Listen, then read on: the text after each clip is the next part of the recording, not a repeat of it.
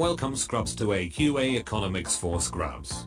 Today we'll be going over economic methodology, positive statements, normative statements, and economic welfare. Firstly, economics is a social science. This means that it is a study of society and the relationships between individuals within a society.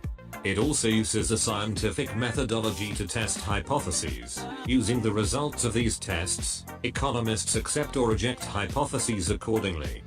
Now on to positive and normative statements. A positive statement is a statement of fact that can be scientifically tested to see if it is correct or not. An example would be saying that the Earth is flat.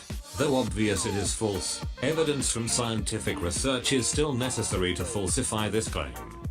So to all you flat earthers out there, the research has been done. The Earth isn't flat, it's round. Accept it. A normative statement is a value judgment that cannot be proved or falsified using evidence from scientific research. This is mostly due to the moral and ethical issues brought up in these statements. An example is state pensions are a waste of resources and should be scrapped.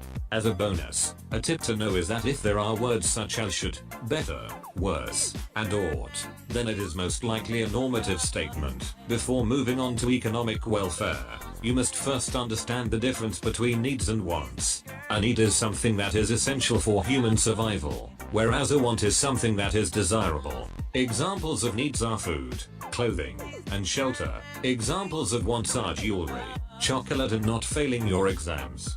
Now, knowing what needs and wants are, you need to know what the basic economic problem is.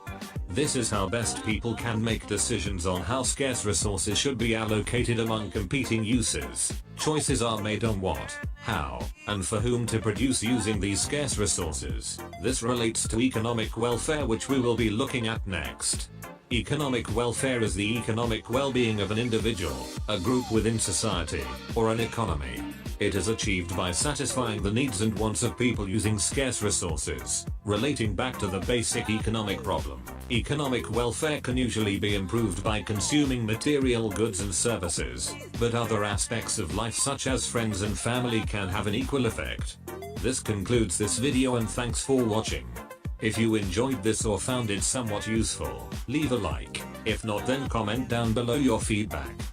So sweat hard, you scrubs, and I'll see you in the next video.